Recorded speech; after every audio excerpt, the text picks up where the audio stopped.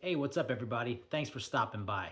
On today's video, we're going to talk about the KastKing tackle box month of June baits of choice, right? Our top 5 lures that we're going to be using on the guide trips for the month of June. Let's get into it.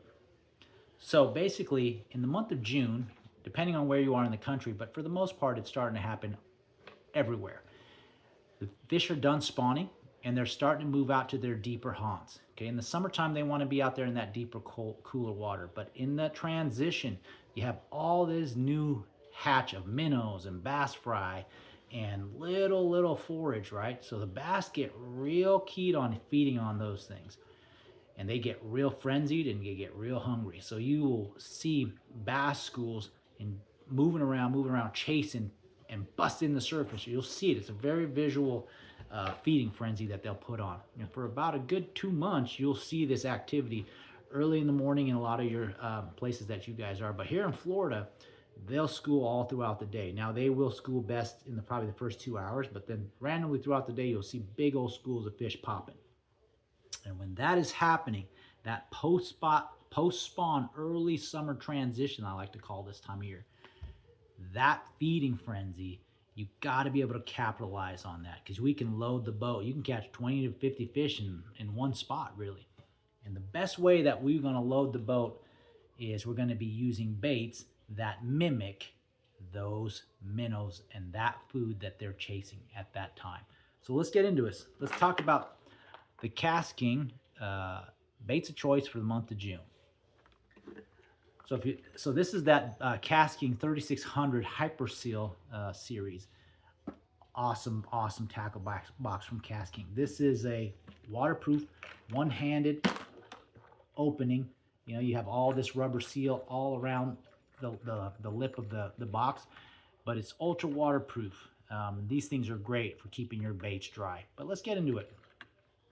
Early in the morning, right off the bat, when you have the low light, I like to be a lot more aggressive than when the day gets brighter, right? So when it's still low light, I go with my aggressive hard baits. So typically the bait of choice to start is some form of jerkbait. This is the Stunner 90 series. That smaller profile jerkbait gets most of the action this time of year because it closer mimics the size bait that we're chasing.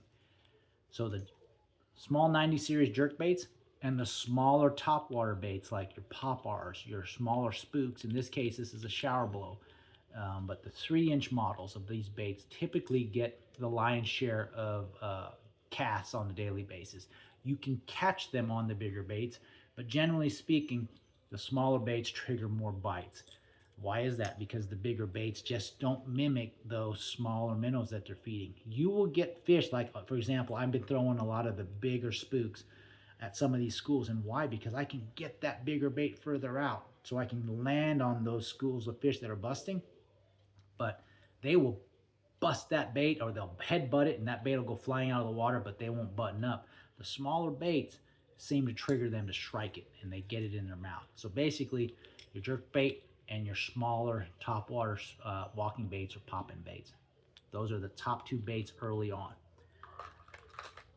But all throughout the day, I would say the best 2 baits that we're using right now, and it's almost a guaranteed catch. If you throw any of these baits into these fish that are popping, you will hook a fish. And basically, some form of strolling minnow or some form of small wacky worm.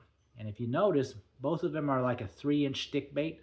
I'm also using some little small minnow baits like a tiny, like a Super Fluke Junior, or in this case, I got these cool little hover minnow style lures. But I specifically like this type of smoke purple or that kind of translucent minnow color right now because it seems to guarantee a bite. If you throw a hover minnow, and this is an 1/8 ounce head or a small wacky rigged sticko into those schools of fish, you're guaranteed to hook a fish. If those fish bust, you throw either of these baits on there, you're going to catch a fish. Now, as far as casting, the hover minnow style presentation casts better than the wacky worm.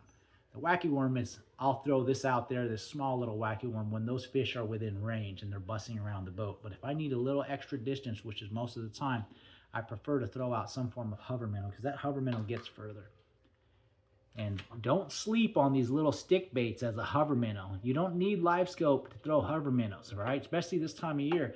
This time of year, those fish are very visual. When they're popping, you just got to get to them popping and you will catch fish. And that little hover minnow with a little stick bait style bait presentation is deadly. You get this in there, don't let the bait drop because those fish are up high. Get this bait in there and you just start working it back pretty quickly, shaking the lure and just winding it back. It stays up there and they'll instantly grab it. A wacky worm, you got to let it sink down a little bit, but usually in the first 2 to 3 seconds as that thing is slowly sinking, they got it and you just pull on into them. But real small lures, generally speaking, this time of year. You know, we're trying to mimic that bait. So little guys, right? And then eventually, when the day gets warmer and brighter, I'll switch to that 5th style bait, which is Florida 101, a speed worm. Once those fish stop busting on the surface and they get down there to the bottom or down there in that grass, then I'll just swim a worm profile down below them and trigger those bites. Pretty good.